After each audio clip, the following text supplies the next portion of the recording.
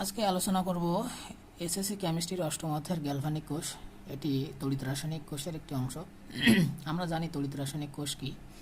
এটি সাধারণত রাসায়নিক বিক্রিয়ার ফলে বিদ্যুৎ শক্তি উৎপাদন করা হয়। এই বিক্রিয়ায় এছাড়া বাইরে থেকে বিদ্যুৎ শক্তি দিয়ে রাসায়নিক বিক্রিয়া ঘটানো হয়। তো এই তড়িৎ রাসায়নিক কোষ দুই ধরনের, একটি হলো তড়িৎ বিশ্লেষ্য কোষ, অন্যটি হলো গ্যালভানিক কোষ। আমরা গ্যালভানিক কোষ সম্পর্কে আলোচনা করব। তো গ্যালভানিক কোষ কোনটি? গ্যালভানিক কোষে সাধারণত যে রাসায়নিক পদার্থগুলো থাকে সেইগুলো বিক্রিয়া ঘটিয়ে বিদ্যুৎ শক্তি উৎপাদন করা হয়। তো গ্যালভানিক কোষে কীভাবে বিদ্যুৎ শক্তি উৎপাদন করা হয় সেটা দেখব। এজন্য এখানে দরকার হয় দুইটা পাত্র, এবং দুইটা পাত্রে দুইটা আলাদা আলাদা দ্রবণ নেওয়া হয়। আমরা জানি একটিতে নেওয়া হয় জিঙ্ক সালফেটের দ্রবণ এবং অন্যটিতে নেওয়া হয় কপার সালফেটের দ্রবণ। এবার এখানে দুইটা দ্রবণের ভিতরে দুইটা দণ্ড প্রবেশ করানো হয়। এখানে একটি দণ্ড হচ্ছে জিঙ্কের দণ্ড, অন্যটি হলো কপার দণ্ড। যেখানে জিঙ্ক সালফেটের দ্রবণ আছে সেখানে আমরা জিঙ্কের দণ্ড নিয়েছি এবং কপার সালফেটের দ্রবণের ভিতরে কপার দণ্ড নিয়েছি। এবার এই দণ্ড দুটিকে তড়িৎ পরিবাহী দ্বারা আমরা যুক্ত করে দিলাম। এখন এখানে কি ধরনের বিক্রিয়া ঘটে? সাধারণত জিঙ্ক সালফেটের দ্রবণের ভিতরে জিঙ্ক আয়ন এবং সালফেট আয়ন আয়নিত অবস্থায় বিচরণ করে। এখন সেটা কিভাবে বিচরণ করে সেটা একটু দেখি। জিঙ্ক সালফেট এটা বিয়োজিত হয়ে Zn2+ এবং SO4 2- পরিণত হয়। অন্যদিকে আমরা যদি কপারটাকে একটু লক্ষ্য করি, সেটা হলো কপার সালফেটটা হলো বিয়োজিত হয়ে কপার 2+ এবং SO4 2- পরিণত হয়। এই দুইটা দ্রবণের ভিতরে এখানে Zn2+ এবং SO4 2- বিচরণ করতে থাকে। এখানে কপার 2+ এবং SO4 2- বিচরণ করতে থাকে। এখন দেখব যে এখানে আসলে কিভাবে কাজ করে, কিভাবে ইলেকট্রনগুলো ফ্লো হয়। এখন আমরা সাধারণত জানি অ্যানোড, এখানে যে দণ্ডটা নিয়েছে জিঙ্কের সেটা হচ্ছে অ্যানোড হিসাবে ব্যবহৃত হবে এবং এটা ক্যাথোড হিসাবে ব্যবহৃত হবে। অ্যানোড হিসাবে ব্যবহৃত হবে জিঙ্ক, ক্যাথোড হিসাবে ব্যবহৃত হবে কপার। এখন এখানে অ্যানোড ধনাত্মক এবং ক্যাথোড ঋণাত্মক। আমরা এটাও জানি অ্যানোডে সাধারণত জারণ বিক্রিয়া ঘটে, ক্যাথোডে বিজারণ বিক্রিয়া ঘটে। অর্থাৎ অ্যানোডে যে বিক্রিয়া ঘটে সেখানে ইলেকট্রন ত্যাগ হয়, ক্যাথোডে ইলেকট্রন গ্রহণ হয়। এখন এখানে আমরা বুঝবো কী করে যে এখানে কোনটি অ্যানোড হবে বা কোনটি ক্যাথোড হবে। সেটা যদি আমাদের একটু দেখতে হয় তাহলে সক্রিয়তা সিরিজে যেতে হবে। এখন সক্রিয়তা সিরিজ ফলো করলেই আমরা দেখতে পারি যে সক্রিয়তা সিরিজে সবার উপরে আছে lithium, potassium, sodium, magnesium, aluminium, তারপরে zinc, iron, nickel, tin, lead এবং হাইড্রোজেনের নিচে অবস্থান করছে কপার। তাহলে এখানে আমরা লক্ষ্য করলে দেখতে পারি যে জিঙ্ক এখানে অবস্থিত এবং কপার এখানে অবস্থিত।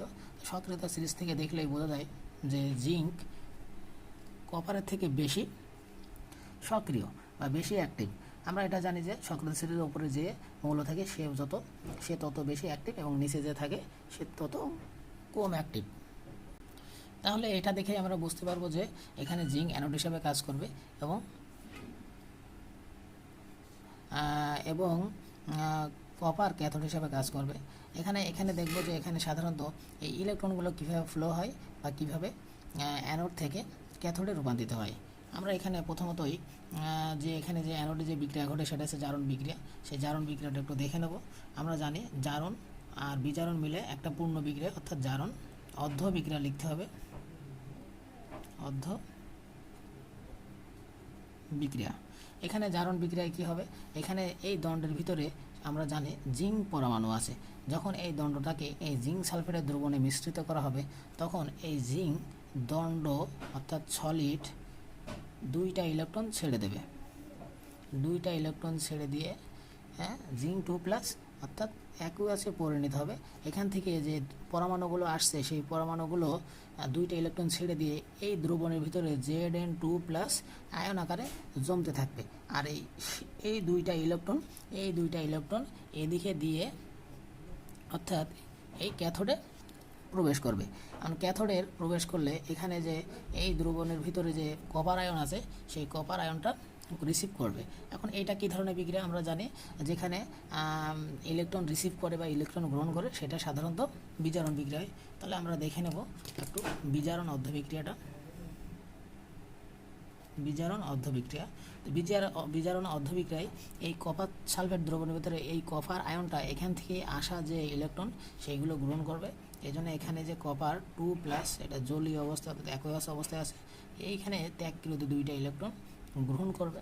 ফলে এখানে কপার ধাতুতে পরিণত হবে। কপার যে ধাতুতে পরিণত হবে সেই কপার এখানে এই যে Cu2+, এই দুইটা ইলেকট্রন রিসিভ করে এরা সাধারণত এখানে এই দণ্ডের গায়ে জমতে থাকবে। এখন এই দুইটা বিক্রিয়াকে যদি আমরা সম্পূর্ণ বিক্রিয়ায় রূপান্তরিত করি, অর্থাৎ সম্পূর্ণ জারণ বিজারণ বিক্রিয়ায় রূপান্তরিত করি, তাহলে আমরা পাবো জারণ বিজারণ বিক্রিয়া। এখানে আমরা দেখব যে এখানে দুইটা ইলেকট্রন কাটা যায়। তাহলে এখানে জিঙ্ক সলিড কপার 2+ অ্যাকুয়াস অবস্থায় থাকবে এবং এখানে জিঙ্ক 2+ এবং কপার সলিড অবস্থায় থাকবে। তাহলে এখানে আমরা পেয়ে গেলাম একটা সম্পূর্ণ বিক্রিয়া। এবার এখানে এই বিক্রিয়াটাকে এই ভাবে ছাড়াও আরেকভাবে উপস্থাপন করা যায়। সেটি হলো, এটা এসএসসি কেমিস্ট্রির বইয়ে এটা দেওয়া আছে। যেমন জিঙ্ক, এখানে জিঙ্ক যেহেতু সলিড অবস্থায় আছে, এটা ইলেকট্রন ছেড়ে দেবে। এখানে আমরা কোষ বিক্রিয়াটাকে এটা দ্বারা বোঝাচ্ছি যে এখানে আসলে তার জারণ বিক্রিয়া ঘটছে বা অ্যানোডে বিক্রিয়াটা সম্পন্ন হচ্ছে, এবং এখানে দুইটা উলম্ব লাইন দ্বারা বোঝানো হচ্ছে যে এটা কোষ বিক্রিয়া ঘটছে। এবার এখানে যে কপার আয়ন থাকে কোষের ভিতরে, সেই কপার আয়ন দুইটা ইলেকট্রন গ্রহণ করে সলিডে পরিণত। তাহলে এখানে এইটাকে এইভাবে প্রকাশ করা যেতে পারে জারণ বিজারণ বিক্রিয়া দ্বারা, অথবা এক লাইনে এইভাবে প্রকাশ করা যেতে পারে। এই লাইনটা দ্বারা বোঝাচ্ছে যে এখানে কোষ বিক্রিয়া সংঘটিত হয়েছে।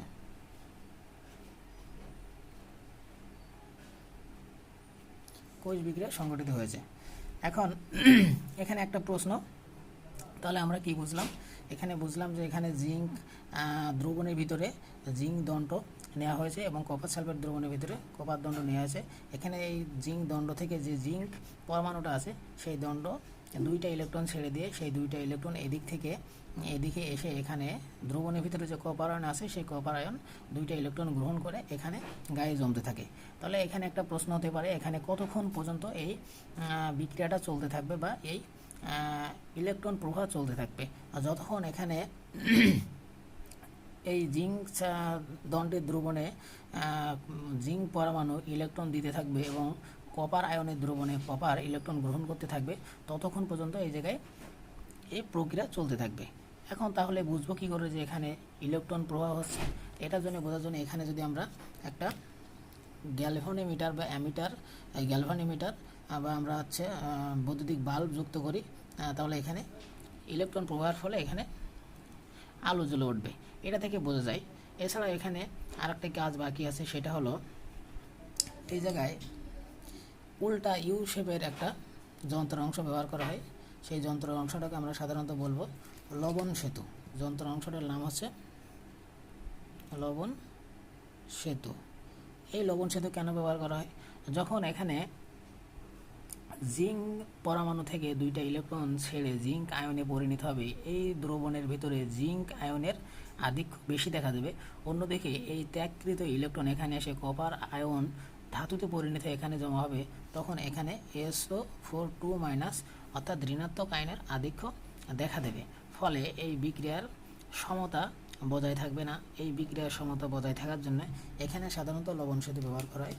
আমরা জানি লবণ সেতুতে যে যৌগগুলো নেওয়া হয়, যেমন potassium chloride, sodium chloride, ammonium hydroxide ইত্যাদি। তো এখন আমরা যদি এখানে পটাশিয়াম ক্লোরাইড এটা যদি লবণ সেতুতে ব্যবহার করি তাহলে এখানে পটাশিয়াম ধনাত্মক, ক্লোরাইড আয়ন এটা ঋণাত্মক। এখন যেখানে ধনাত্মক আয়নের প্রভাব বেশি সেখানে ঋণাত্মক আয়নটি যে তাদের আয়নের সমতা বজায় থাকবে, এবং যেখানে ঋণাত্মক আয়নের প্রভাব বেশি সেখানে এই লবণ সেতুর ধনাত্মক আয়নটি গিয়ে এই দ্রবণের ধনাত্মক আর ঋণাত্মক আয়নের সমতা বজায় রাখবে। এই জন্য সাধারণত লবণ সেতু ব্যবহার করা হয়। এখন লবণ সেতু যদি ব্যবহার না করা হতো তাহলে এই যে এখানে ধনাত্মক আয়নের আধিক্য দেখা দিত, এখানে ঋণাত্মক আয়নের আধিক্য দেখা দিত, ফলে এখানে একটা অসমতা দেখা দিত আয়নগুলোর। এই অসমতা দেখা দিলে এখানে যে ইলেকট্রন প্রবাহটা অর্থাৎ ইলেকট্রনের যে ফ্লোটা সেই ইলেকট্রন প্রবাহ বন্ধ হয়ে যেত। এজন্য এখানে লবণ সেতু ব্যবহার করা হয়। তাহলে আজকের ক্লাসে আমরা সহজেই শিখে ফেললাম কীভাবে গ্যালভানিক কোষ ব্যবহার করা হয়, বা গ্যালভানিক কোষে কীভাবে বিক্রিয়াগুলো সম্পন্ন হয়। আশা করি তোমরা খুব সহজেই এটা শিখে ফেলেছো এবং বুঝে নিয়েছো। এইটা এসএসসি সিলেবাসে আছে। এসএসসি পরীক্ষায় এটি খুবই গুরুত্বপূর্ণ। পরীক্ষায় প্রায়ই এই গ্যালভানিক কোষ থেকে প্রশ্ন হয়ে থাকে।